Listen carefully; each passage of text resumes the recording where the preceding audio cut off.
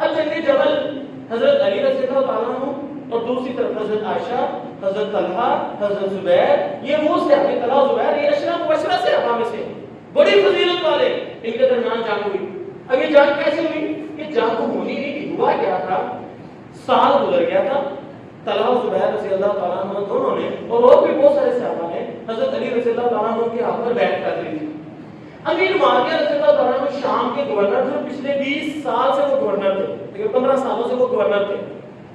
تو انہوں نے بیعت نہیں کی، بس ایک شرط رکھی ہوئی تھی، وہ یہ نہیں کہتے تھے میں خلیفہ ہوں۔ حضرت امیر معاویہ رضی اللہ تعالیٰ عنہ کا کوئی ایک کلیم کھاتے انہوں نے کہا میں خلافت کا حقدار ہوں، علی کو خلافت کا حقدار ہوں۔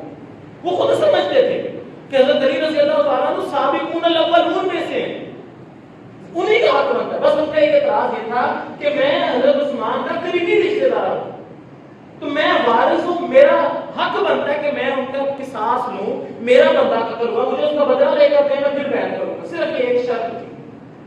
بہرحال دیکھتے ہیں جنگ جبل کیسے ہوئی۔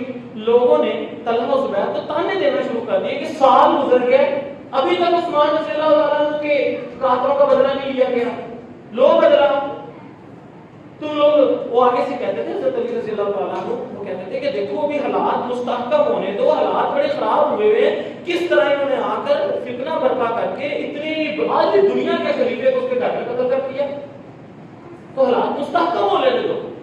تو انہوں نے کہا کہ ٹھیک ہے حضرت علی کے پاس اگر حالات مستحکم نہیں ہو رہے تو آپ لوگ مستحکم کر کے دے دیں۔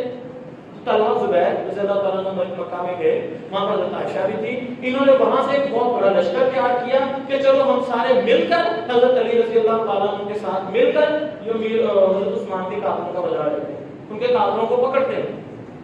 اب جب انہوں نے آ کے اس طرح ایک محاذ کھڑا کیا، صحابہ کرام جماعت لے کر آگے اور ایک پریشر گروپ بنایا نا کہ پریشر ڈالتے حضرت علی پر کہ ہمیں بدلہ لے کر دیں عثمان کے قاتلوں کا۔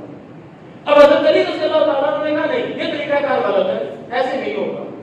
اب یہاں پر ایک سیاسی ان کو لگ رہا ہے ایسے بدلہ لے لینا چاہیے، حضرت علی کہتے ہیں کس طرح حالات مزید خراب ہوں گے، بس یہ ہے سیاسی مسئلہ، اس میں کوئی دین کا مسئلہ نہیں ہے، صرف قصاص عثمان کا مسئلہ ہے کہ عثمان کے قاتلوں کا بدلہ لینا ہے، کس طرح لینا۔ حضرت علی کہتے ہیں اس طرح نہیں لینا، اور طلحہ و زبیر اور عائشہ کہتے ہیں اس طرح لینا، یہ اعتراض ہے۔ اب دونوں فوجیں آمنے سامنے، ادھر طلحہ و زبیر اور عثمان، ادھر حضرت علی، ہزاروں کی تعداد سے ہوا ادھر بھی ہے ادھر بھی ہے۔ اب آپ اندازہ لگائیں دونوں کے دل میں لڑائی نہیں ہے، غصہ نہیں ہے، یہ بات اچھی طرح سمجھ لیں کہ صحابہ کرام رضوان اللہ اجمعین نے ہمیں بتا دیا کہ آپس کے اختلافات کو کیسے سالو کرنا ہے۔ حضرت زبیر رضی اللہ تعالیٰ عنہ اپنا گھوڑا دوڑا کر آئے، حضرت علی رضی اللہ تعالیٰ عنہ لشکر کے بیچ میں آ گئے، بیچ میں گھومتے پھرتے واپس چلے گئے۔ حضرت علی رضی اللہ تعالیٰ عنہ نے سختی سے منع کیا، خبردار کسی نے چھوڑ ایک تلوار بھی چلائی، ایک تیر بھی چلایا۔ دونوں فوجیں آمنے سامنے بیٹھی ہیں۔